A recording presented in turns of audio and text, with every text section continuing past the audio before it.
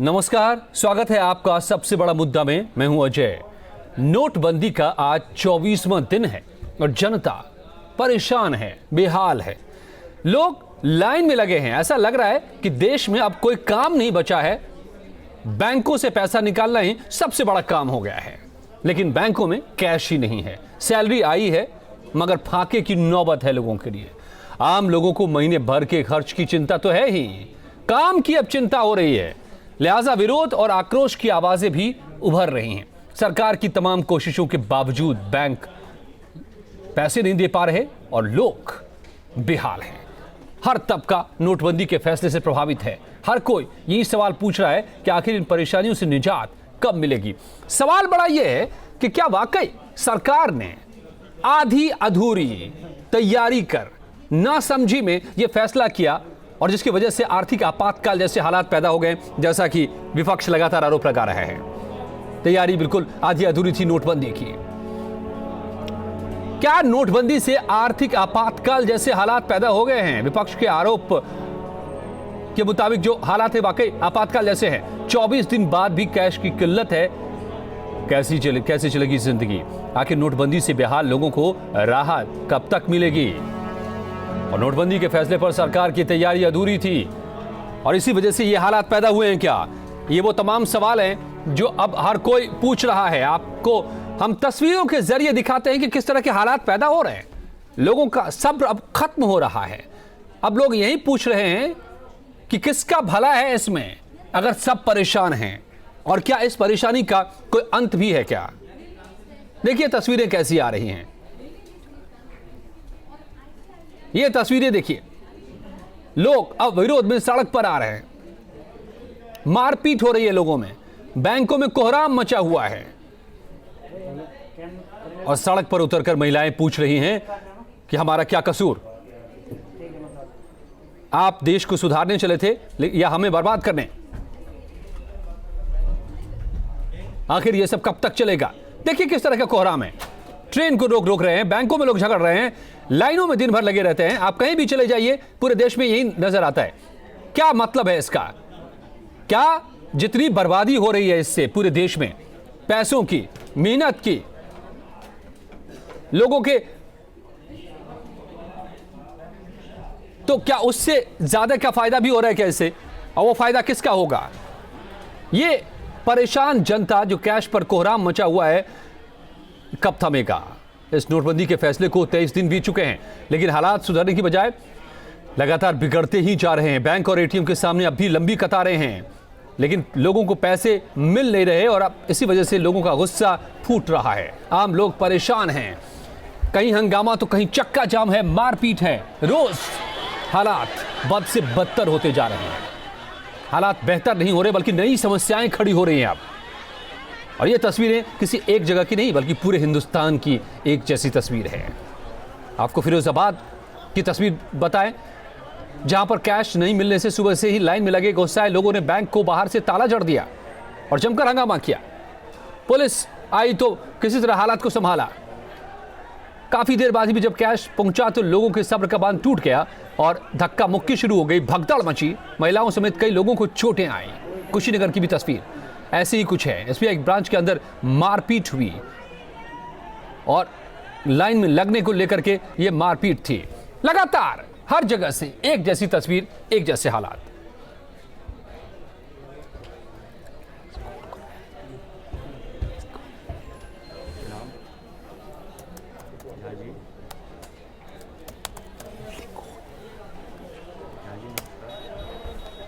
और ये तस्वीर आप देखिए। और इतना ही नहीं है, आपको यह भी हम बताएं कि पूरे देश की तस्वीर करीब करीब एक जैसी आ रही है और नई नई समस्याएं पैदा हो रही हैं। नए नए प्रॉब्लम सामने आ रहे हैं जिसका कोई समाधान नहीं है। तो क्या वाकई सरकार ने सोचा ही नहीं था कि वो क्या करने जा रही है, क्या कदम उठाने जा रही है? मेरे साथ कुछ मेहमान जुड़े हुए हैं। रविंद्र जायसवाल साहब बीजेपी के नेता जुड़ रहे हैं जो हमें जवाब देंगे इन सवालों का, और मेरे साथ अजय वर्मा साहब कांग्रेस के नेता जुड़ चुके हैं। आपका बहुत बहुत स्वागत है। मैं सभी मेहमानों से एक एक करके बात करूंगा, लेकिन सबसे पहले अजय जी ये बताइए, आप लोग बार बार कह रहे हैं कि ये आर्थिक आपातकाल जैसे हालात पैदा कर दिए गए। एक आपातकाल कांग्रेस कभी लेकर आई थी, अब दूसरा आपातकाल मोदी जी लेकर आए हैं। ऐसा क्यों लग रहा है आप लोगों को? देखिए, हिंदुस्तान का किसी भी स्टेट को इस वक्त उठा के देख लीजिए, उड़ीसा, छत्तीसगढ़, उत्तर प्रदेश, हरियाणा, दिल्ली, राजस्थान, मध्य प्रदेश, उत्तराखंड और हिमाचल जी, हर जगह से कम 150 से ज़्यादा लोग मर चुके हैं इस आर्थिक विमुद्रीकरण, नोटबंदी कहिए या डिमोटाइजेशंस कहिए। मोदी जी ने ये तानाशाही का फैसला, तानाशाही हम इसलिए कह रहे हैं, काला धन आप लाइए, बहुत अच्छा स्वागत है, आप करिए। 1% काला धन के चक्कर में आप 99% देश की उस गरीब, कमज़ोर, रिक्शे वाला, ठेले वाला, मजदूर वर्ग, चाय वाला और ख़ास करके मध्यम वर्गीय, लोअर मध्यम वर्गीय, मिडिल मध्यम वर्गीय, अपर मध्यम वर्गीय, इनको इतना परेशान कर रहे हैं, उसको काले धन की संज्ञा दे रहे हैं। घर में रखे सोने को आप अब डिमोटाइजेशन का, बल्कि गोल्ड मोटाइजेशन होने जा रहा है। आखिर ये तानाशाही लोकतांत्रिक कंट्री है मेरे भाई, ये लोकतंत्र में लोकतांत्रिक बातें चलती हैं और जनता इसका जवाब 2017 और 2019 के चुनाव में अपने वोट के और अपने आक्रोश के रूप में इस देश में। तो आप कह रहे हैं कि जो जैसा था वो चलते रहता, ठीक था, लेकिन आप इस तरह के कम से कम आपातकाल नहीं पैदा करते। जी हाँ, ये इसलिए मैं कह रहा हूँ, वो ब्लैक मनी कल्चर बरकरार जो कांग्रेस ने बड़ी मुश्किल से बनाया था सालों में, अभी उसको ये एकदम से रातों रात उसे 1% खत्म करने के चक्कर में पैसा मार्केट में जमा नहीं करा है। केवल जनता के लोगों पे ही लाठी पड़ रही है, वही लाइन में लग रहे हैं, वही पैसा निकालने को परेशान है। शादी नहीं हो रही है बच्चों की, लोगों की प्रॉब्लम्स आ रही हैं, पैसे नहीं मिल रहे हैं। इवन बैंक में जो कर्मचारी जिनके यहाँ लोग काम करते हैं, लोगों ने नौकरी से निकाल दिया, मजदूर वर्ग परेशान है। झाजी, इस देश में 85% लोग वो लोग हैं जिनके बैंक में अकाउंट नहीं है। बिल्कुल, इस देश में 70% 75% से नीचे, गरीबी रेखा के नीचे के लोग जी रहे हैं। और देश के प्रधानमंत्री ब्रांडिंग कर रहे हैं, जियो ब्रांडिंग कर रहे हैं एक फोन की, कि फोन इस्तेमाल, भाइयों बहनों, ये जुमला 50 बार देश के प्रधानमंत्री लेते हैं। भाइयों बहनों, ये आखिर भाइयों बहनों 125 करोड़ का ये देश है और जियो, हमने नहीं देखा कि किसी भी इंडस्ट्रिस्ट के लिए ब्रांडिंग देश का प्रधानमंत्री करे और मन की बात में ये कहे कि मेरे भाइयों बहनों, इस मुद्दे पर हम कभी और चर्चा कर लेंगे। टेलीफोन लीजिए और आज के इस मुद्दे पर हम बात करें। अनुराग भदौरिया जी को भी मिलाता है, और राज्य मंत्री हैं, दर्जा प्राप्त, मेरे साथ जुड़े हुए लखनऊ से समाजवादी पार्टी के नेता हैं। भदौरिया साहब जी, आप देखिए, नोटबंदी से तकलीफ हो रही है, चारों तरफ लोग लाइन में लगे हैं, इतनी बात तो हम भी जानते हैं। कोई नई बात बताइए जिस वजह से आप लोगों को लगता है कि आर्थिक आपातकाल लागू हो गया देश में।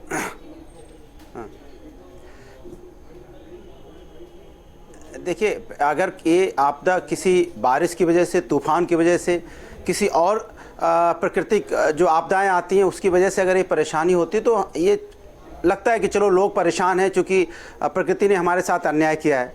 लेकिन वो उस पार्टी ने, उस शख्स ने, जिस शख्स को बहुत मोहब्बत और प्यार से लोगों ने चुन के राजा बनाया, और राजा ने जैसे ही वो अपनी गद्दी पे बैठते उसने ऐसा डिसीजन ले लिया जिससे कि प्रजा परेशान हो जाए और एक रास्ते पे चलता हुआ देश अचानक उसकी रफ्तार रुक जाए और लाइन में खड़ा हो जाए। अब आप सोचो कि जब चलती हुई रफ्तार का लोग, आदमी लाइन में खड़े हो जाएंगे तो देश की रफ्तार रुकेगी, और जब रफ्तार रुकती है तो इकोनॉमी गिरती है। और जब इस तरह की घटनाएं, इस तरह की चीज़ें किसी भी देश में होती हैं तो देश की, आप ये तय मान लो कि उसकी आर्थिक व्यवस्था खराब तो होती ही है, प्लस जैसा कि आप कहते हैं कि जितने लोगों का मारा जाना, इतने लोगों का परेशान होना, ये हमारे द्वारा रचित किया गया। तो मैं चाहता हूं कि जो ये घटनाएं, जितने लोग मारे गए हैं और जो इस लाइन में लग के मरे हैं, उनके बारे में सरकार ने आज तक क्या सोचा कि हमारी गलती की वजह से अपना पैसा निकालने गए थे, क्या वो सैलरी का पैसा निकालने गए थे, क्या वो ब्लैक मनी थी? अगर कोई 20,000 25,000 औरत अपने गांव में, अपने घर में पैसा छुपा के रखती है कि उसकी बेटी आएगी उसको 5,000 रुपए चुपके से दे देगी, क्या वो ब्लैक मनी है? क्या गरीब आदमी जो अपना खोमचा लगा के बेचता है, फिर अपना पैसा जमा करता है, दोबारा निकालने जाता है अपना सामान खरीदने के लिए, क्या वो ब्लैक मनी है? आप जिस ब्लैक मनी की बात करो वो ब्लैक मनी तो आप ला नहीं पाए। अचानक आपने बड़े आदमियों के लिए पहले 40%, 45%, अब लास्ट में आपने 50-50 का गेम शुरू कर दिया कि 50 लाओ और 50 ले जाओ। तो जिसके पास 500 करोड़, 1000 करोड़, 2000 करोड़ है, उनकी तो लॉटरी लग गई भाई, 2000 करोड़ लाएंगे, 1000 करोड़ ले जाएंगे अपनी बल्ले बल्ले। ये बताइए कि जो 20,000 25,000 में सैलरी पे जीता आदमी, इन सबके बीच में दो बड़ी बातें कही है, क्या हाल आपने निकाला? आपने दो बड़ी बातें कही है, हालांकि नई नहीं है, लेकिन दो बड़ी बातें हैं जिसको मैं रखता हूं अब रविंद्र जी के सामने। रविंद्र जी, जो अभी अजय जी ने जो बात कही और जो अनुराग जी ने बात की, मैं दोबारा लौटूंगा आपके पास। अनुराग जी, मैं दोबारा लौटूंगा, मैं दोबारा लौटूंगा, फिर से मौका मिलेगा, आप बाकी बातें तब कर लीजिएगा। अभी रविंद्र जी के पास में जाऊं जरा सा। वाराणसी के विधायक हैं, क्या इसके पहले देश की उन्नति नहीं हो रही थी? नहीं, ठीक है, वो सब सवाल बहुत सारे हैं और उस पर बात हो सकती है, लंबी बात हो जाएगी। लेकिन जो इस वक्त के हालात हैं उस पर अगर हम बात करें, रविंद्र जी आप तो मोदी जी के बड़े करीबी हैं, आप जहां से हैं वहीं से मोदी जी भी हैं, तो प्रधानमंत्री का हिस्सा एक आप भी हैं, वाराणसी से आप विधायक हैं।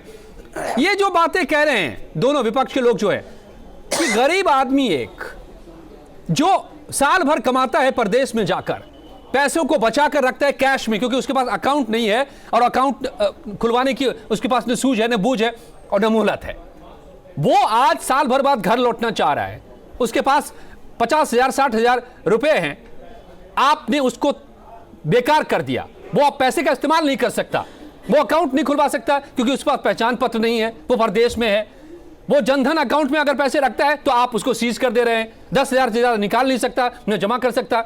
आप क्या कर रहे हैं? किस तैयारी से आप आए थे इतना बड़ा ऑपरेशन करने, जो पूरा देश लगता है कुछ काम ही नहीं बचा है पैसे निकालने के सिवाय और पैसे जमा करने के सिवाय? पूरा हिंदुस्तान इन दिनों यही काम कर रहा है। अजय जी आपको याद होगा कि देश के प्रधानमंत्री शास्त्री जी ने एक बार आह्वान किया था कि जब हम विदेश के गेहूं, लाल गेहूं पर निर्भर करते थे, उन्होंने आह्वान किया कि हमें एक टाइम व्रत रहना चाहिए और अमेरिका का लाल गेहूं बंद कर दिया गया। इस समय देश का सबसे बड़ा कोई कैंसर था तो वह था ब्लैक मनी। पूरा देश प्रभावित था और सबकी एक ही अपील थी और लोगों को विश्वास नहीं था कि कभी यह रुक पाएगा। और ये कैंसर हो गया था। और जब कैंसर यही बात आप लोग कह रहे हैं बार बार। मेरी पहली बात सुनिए रविंद्र जी, नहीं क्योंकि ये पुराना तर्क हो गया है। उसके पास सबसे अधिक तर्क ये पुराना हो चुका है। कांग्रेस सपा के लोग, इनके देश के लोगों का खून पसीने का धनी काला नजर आ रहा है। कांग्रेस सपा के पास है, सपा और कांग्रेस के ये राजनीतिक बात है, ये राजनीतिक बातें कर रहे हैं और इनसे ये पूछा उनको तो नहीं, आपने तो क्या आपने सपा और कांग्रेस के साथ 50-50 का डील किया है क्या? ये 50-50 का डील क्यों आ गया फिर? ये पूछा जाए कि आप हर मुद्दे पर कांग्रेस और सपा, कांग्रेस एसपी से आप बीजेपी ने 50-50 का डील कर लिया क्या? सुरक्षा पे आप फेल हैं, काले धन पर आप फेल हैं, तो हिंदुस्तान के उस 125 करोड़ जनता का ध्यान भटकाने के लिए आपने नया कानून, नए सिस्टम लागू कर दिया कि लोगों की याददाश्त बहुत कमजोर है, पुरानी सब चीजें भूल जाएंगे, नई पे लागू हो जाएंगे।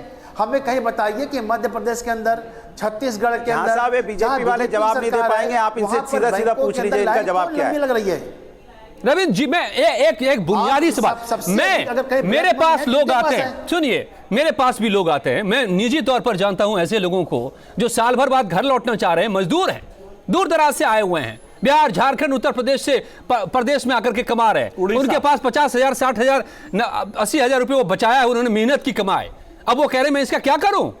अकाउंट बैंक वाले खोल नहीं रहे, मैं इस कैश को कहां ले जाऊं? अजय भाई, आपको मैं स्पष्ट कर दूं कि 18,000 लोग, 18 करोड़ लोग ने जवाब मांग लीजिए जनधन योजना में अकाउंट खोला। मेरा नहीं मानना है कि शहर का नहीं कोई आदमी ऐसा जिसका मैं जानता हूं ऐसा व्यक्ति क्या देश का हर नहीं 18 करोड़ का आंकड़ा दे रहे हैं। रविंद्र जी देखिए, रविंद्र जी सच्चाई, आप सच्चाई को समझिए। मैं इसलिए अजय जी, भारतीय जनता पार्टी के अकाउंट दिखवा लीजिए, काले धन के अपने अजय वर्मा जी, आप भी राजनीतिक बात मत कीजिए क्योंकि मैं जनता की बात करना चाह रहा हूं, बुनियादी बात करना चाह रहा हूं, और मैं इसलिए करना चाह रहा हूं रविंद्र जी से बात। रविंद्र जी मैं इसलिए करना चाह रहा हूं, सुनिए रविंद्र जी, उसके पास है, सपा के पास है। आप लोग एक दूसरे को कहते रहिए जो कहना हो, लेकिन मैं उस जनता की बात कह रहा हूं और आपसे इसलिए कह रहा हूं कि आप पहुंचाइए। मोदी जी का ऑफिस वाराणसी में भी है और बनारस में भी ऐसे बहुत सारे लोग फंसे होंगे, अगर आप सड़क पर जाकर के मिलेंगे। वो क्या करे जिसके पास जनधन अकाउंट नहीं है? आज के दिन में बैंक कैश पर अकाउंट खोलने को तैयार नहीं है, उसको चोर के नजर से देखता है। वो अपने पैसे का क्या करे? उसके घर में शादी है, उसके घर में फंक्शन है, वो अपने घर लौटना चाहता है, वो 50,000 60,000 70,000 रुपए लेके पुराने नोट का करे क्या? वो में से 80% लोगों की सैलरी 1 लाख से नीचे, तो ठीक है, बाकी 20% क्या करें? 1 लाख से नीचे, बाकी 20% क्या करें? 24,500 निकाल सकते हैं। आपको पता है कि जनधन के अकाउंट में अगर 50,000 से ज्यादा जमा हुआ तो आप उसको सीज कर दे रहे हैं। 50,900 ज्यादा हुआ, महीने में 4 बार में 24,500 रुपया पर वीक निकाल रहा है। जनाब, आप हकीकत को नहीं सुन रहे हैं रविंद्र जी, आप हकीकत नहीं अगर समझेंगे तो आप समाधान नहीं ला पाएंगे। हकीकत से जो हालात आपने पैदा किए हैं, केवल तानाशाही केवल तानाशाही, 269 होने का अहंकार और अहंकार आप मोदी जी को हटाइए अपने उस कार्यालय से जो वाराणसी में मौजूद है। मैं गया हूं उस कार्यालय में। आपकी बंदी पूरा फ्लॉप हो गई। जनता ने स्वीकार किया वहां पे उनकी बात करने की हिम्मत नहीं है बताने काला धन के खिलाफ हम थोड़ा क्यों में खड़े हो जाएंगे। जनाब मैं भारत बंद का आह्वान किया था सपा ने, कांग्रेस ने, बाकी लोगों ने, वो पूरी तरह फिर जनता कहा कि मैं तैयार हूं क्यों खड़ा होने के लिए। लॉ एंड ऑर्डर बिगड़ता जा रहा है, अराजकता फैलती जा रही है, लोग परेशान हैं, अपने पैसे को लेकर परेशान है। पहली बार ऐसा हो रहा है कि अपने धन को लेकर एक कर्मचारी, अरे सैलरी नहीं मिल रही लोगों को, पहली तारीख को मध्यम वर्ग और लोगों को सैलरी मिलती है, वो सैलरी लेने में उन्हें बैंक के अधिकारी डबका रहे हैं, तड़का रहे हैं, भगा रहे हैं, लाइन में व्रत गिर रहे हैं, मर रहे हैं, पेंशन भोगी मर रहे हैं। आखिर इसीलिए मोदी जी बहुमत से लाए थे। लोगों को एहसास है 2019 और 17 में आम जनता, ये आम आदमी आपको इस तानाशाही का जवाब लोकतंत्र के रूप में देगी। कर सकता है। आप कहां गुमराह कर रहे हैं, कहां गुमराह हो रहे हैं। 24,500 रुपया सैलरी वाला आदमी पर वीक निकाल सकता है, यानी एक महीने की सैलरी वो 4 और बिना सैलरी वाला एक मजदूर आप गए किसी लाइन में, बैंक के मैनेजर 10,000 एक बार से ज्यादा बिल्कुल नहीं दे रहे हैं। मैं 10 उदाहरण दे सकता हूँ गाजियाबाद के, मध्य प्रदेश के और बिहार में खास कर बिल्कुल सही मेरे कर्मचारियों के फोन आए कि हमें साफ सिफारिश करके हमें 5-10,000 रुपए तो दिलवा दीजिए, लेकिन बैंक मैनेजर कहता हम पे पैसा ही नहीं आ रहा है। अजय जी जवाब दे घर से ब्लैक मनी निकल जाए उसके लिए बात खड़ा रहेगा। पब्लिक की बात करो, नेता क्या कर रहे हो आप अपने आप को? आप पब्लिक सुनो यार, आप पब्लिक कर रहे हैं कि आप जैसे नेताओं के ब्लैक मनी निकल जाए, हम तैयार क्यों में खड़ा रहने के लिए। जायसवाल जी, इस लोकतंत्र में आम पब्लिक ने आपको विधायक चुन के भेजा है। यहाँ तानाशाही की व्यवस्था हिंदुस्तान में नहीं है, लोकतंत्र की व्यवस्था है। उन्होंने क्या सोचा है, उसके बारे में उन्होंने क्या पॉलिसी बनाई है? तैयार है। मेरे सवाल का जवाब मैं नहीं मिल पा रहे। सिवाय जायसवाल जी बहकाने का प्रयास कर रहे हैं, गुमराह करने का प्रयास कर रहे हैं मोदी जी की तरह और बीजेपी की तरह, जैसा देश गुमराह हुआ पड़ा है। 500 रुपया पर वीक निकाल सकता है वो। पब्लिक तैयार है कि मेरी रविंद्र जी कैश ड्रा करने के लिए रविंद्र जी डेबिट कार्ड, क्रेडिट कार्ड इस्तेमाल कर रही है। रविंद्र जी जनाब 85% लोगों को तो कार्ड ही नहीं पता, 85% लोगों को तो अकाउंट ही नहीं है, 50% को तो फोन ही नहीं है। अजय जी इनको कार्ड का मतलब नहीं पता, डेबिट कार्ड क्या होता है। मैं एक सवाल का सिर्फ आज के इस आधे घंटे में मैं एक सवाल का जवाब चाहता हूं, अगर मुझे मिल जाए तो पता चल जाएगा कि क्या होता है डेबिट कार्ड। रविंद्र जी, अनुराग जी, आप दोनों अगर थोड़ी देर, आप लोग दोनों अगर थोड़ी देर के लिए चुप और 120-125 करोड़ की आबादी में अगर परिवारों को बांट दिया जाए तो लगभग और अजय वर्मा जी और रविंद्र जी आप सुनिए, 125 मेरे एक सवाल का रविंद्र जी से पूछिए। रविंद्र जी, मैं मेरे एक सवाल का जवाब दीजिए। फैसले में परिवर्तन हुआ है। मेरे एक अरे आप लोग आपस में चर्चा परिचर्चा मसौदा तो तैयार कर लीजिए। पहले दिन कुछ कहते हैं, दूसरे दिन कुछ कहते हैं, तीसरे दिन कुछ 32 परिवर्तन हुए हैं इस नोटबंदी के कानून में, कहीं तो स्थिर रह सकता है। जब ब्लैक मनी नहीं रुक पा रहा है, जब आप जैसे लोग ब्लैक मनी आप विदेश से लाए नहीं, उन लोगों की निकलवाई थी ब्लैक मनी, और आप जनता के ऊपर ब्लैक मनी निकालने का बड़ा दावा ठोक रहे हैं, आप वादा कर रहे हैं। आप लाइन में लगे, हम लगे हैं लाइन में, हम समस्या देखते हैं। आपको तो फुर्सत ही नहीं है नेतागिरी करने के अलावा और मोदी जी की तरह भाषण देने के अलावा। बहनों भाइयों, ये 125 करोड़ के लोग हैं, 125 करोड़ आपके हैं और राहुल गांधी जिसका इटली में खून है, जो विदेशी नागरिक है, जो भारत का है नहीं, वो राहुल गांधी इटली का खून बांटने का सर्टिफिकेट आप बांट रहे हैं और सारे लोग हो गए हैं। उसकी बात और सुनिए भारत का नहीं है तो इटली में राहुल प्रधानमंत्री उत्तर प्रदेश में लड़ने क्यों आए हैं? जो भारत का उत्तर प्रदेश से लड़के आपने बनारस से भेजा है। आपके किसी आदमी को अगर गुजरात से लड़ा के दिखा दे तो मैं जानूं, उत्तर प्रदेश के किसी भी आदमी को गुजरात से लड़ा के जिता के और वहां पे मिनिस्टर और चीफ मिनिस्टर बना दे तो मैं आपको मान जाऊं जायसवाल जी। लोगों को अंग्रेज चले गए, आपका कोई भी गोल्ड बंदी, अब ये पूरे देश के ऊपर दूसरा है और काला कानून गोल्ड बंदी का लगा दिया गया है, 500 ग्राम, 100 ग्राम, 250 ग्राम। अरे जिसके पास पुश्तैनी गोल्ड है। मैं झांझी और अनुराग जी और रविंदर जी आपसे पूछता हूं, आपके मम्मी पापाओं ने और सास ससुर ने जो गोल्ड दिया है 500, 200, 700, 1 किलो, 2 किलो, वो उसे फिर काली मनी करके अरेस्ट करके भेज देंगे? ये तो देश में अराजकता का माहौल है, इस तरह का फैलता जा रहा है। और देख लीजिए 1857 के बदर के हालात हिंदुस्तान में होने जा रहे हैं। कैसे आजादी है कि अपने पैसे को आजाद के रूप में नहीं दे सकते? बदल रहे थे, उनको रोकने के लिए बताया गया कि हर महिला को आधा कहने का अधिकार है। भारत सरकार, भारत के अंदर मीडिया परिवार के अंदर अगर 4 जायसवाल जी आपकी पॉलिसीज पर आप प्रैक्टिकल के तौर पर बना के चलते आप लोग लगातार सुनिए इस आरोप प्रत्यारोप में जवाब नहीं मिल पा रहे। जो असल सवाल हैं उसके जवाब नहीं मिल पा रहे। रविंद्र जी, मुझे एक सवाल का जवाब, मैं जहां से शुरू किया था मैं वहीं पर फिर से लौटता हूं, क्योंकि लोग छटपटा रहे हैं, लोगों का दम घुट रहा है। बहुत सारे ऐसे लोग हैं जिनके पास कोई चारा नहीं बचा है। आपने कहा कि 80% लोगों के पास में आज के दिन अकाउंट है।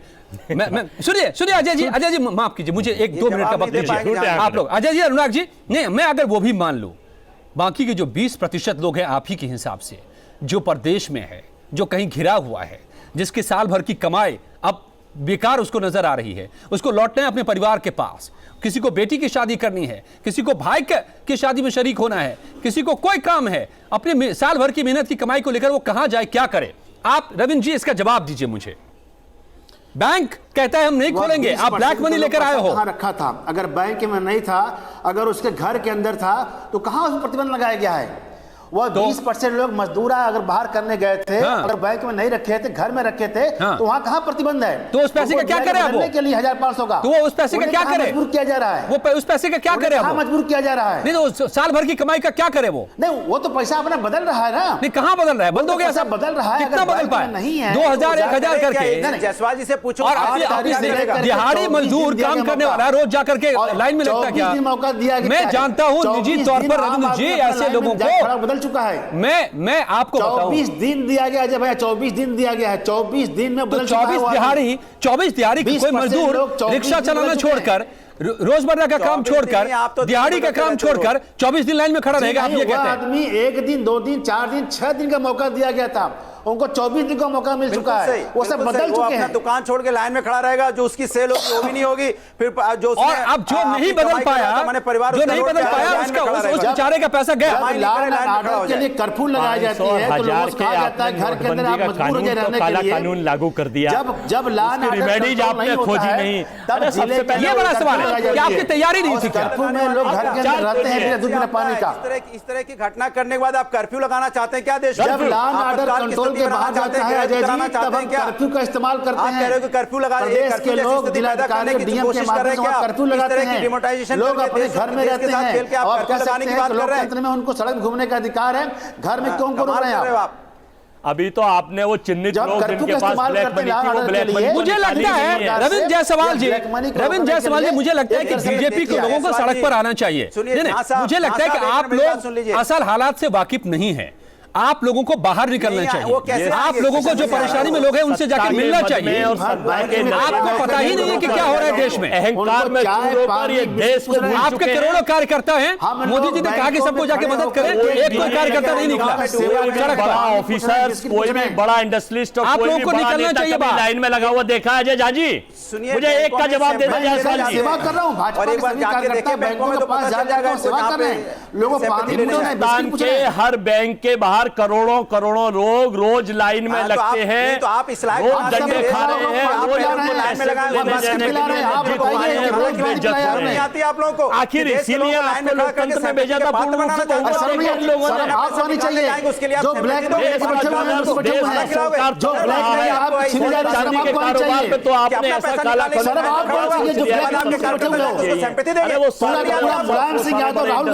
सारे बड़े नेता उनको चिन्हित करके पकड़िए, उनका काला धन बाहर निकाल के लाइए। करने पे जा रहे हैं ये टीवी के गरीब कमजोर मजदूर कर्मचारी, ये चैनल के या अखबार के गरीब कर्मचारी बोलेगा तो लोग क्यों कहते हैं तो अपना चैनल दिखाने आ गए। आम जनता को लूटना कोई नहीं सुन रहा है मोदी जी के अहंकार के सामने। राहुल गांधी को है, उसका प्रचार बड़े-बड़े आता है, जवाब नहीं दे पाते हैं, उसका फेस नहीं कर पाते हैं नोटबंदी के ऊपर। आखिर ये डिमोनेटाइजेशन, नोटबंदी क्यों है, इसका जवाब दीजिए। आपके राज्य में, सपा के राज्य में उत्तर प्रदेश में 4.5 साल में 48 बार कर्फ्यू लगा है। आदमी को अधिकार छोड़ दीजिए, अगर आप 32 बार आपके मोदी जी ने आपकी साफ है कि सरकार देश के सफाई की बात कर रही है। नहीं ये साफ है रविंद्र जी, नहीं रविंद्र जी, अनुराग जी, अजय वर्मा जी, आप लोगों ने सारी बातें कह दी और ये एक बात साफ है कि देश की सफाई की बात कर रही है, लेकिन उसके लिए जो रास्ते सरकार ने जिस रास्ते को चुना है, लगता है ऐसा कि सरकार को खुद ही पता नहीं कि वो क्या करे क्या न करे। हर रोज फैसले बदल रहे हैं। जैसे अजय वर्मा जी कह रहे हैं, लोग परेशानी में पड़ रहे हैं। बहुत सारे ऐसे गरीब छोटे छोटे छोटी छोटी कमाई करने वाले लोग, अब उनको लगता है कि उनकी साल भर की कमाई बेकार जा रही है, क्योंकि न उनके पास अकाउंट है और न अकाउंट खोलने को कोई बैंक आज के दिन तैयार है, न उनके पास पता है अपना स्थायी, जितने फॉर्मेलिटीज होते हैं करने वो नहीं है। जनधन अकाउंट पर पाबंदी लग गई है, उस पर अगर साल भर की कमाई को डाल रहा है तो उसको काली कमाई देखी जा रही है। ऐसा लग रहा है कि आबादी के बड़े हिस्से को बेवजह कहा जा रहा है कि आप चोर हैं। इस तरह के की भावनाएं पैदा हो रही हैं और इस तरह के हालात पैदा हो रहे हैं। सरकार क्या तैयारी नहीं कर पाई, समझ नहीं पाई हालात को, और इसलिए ऐसे आपातकाल जैसे हालात पैदा हो रहे हैं? क्या सरकार के पास अब इस हालात पर काबू पाने के रास्ते बचे भी हैं, या वाकई हालात और भयावह और खराब होने जा रहे हैं? यह बड़ा सवाल पैदा हो गया है। धन्यवाद आप सबका मेरे साथ इस वक्त जुड़ने के लिए इस चर्चा में। यह था आज का सबसे बड़ा मुद्दा।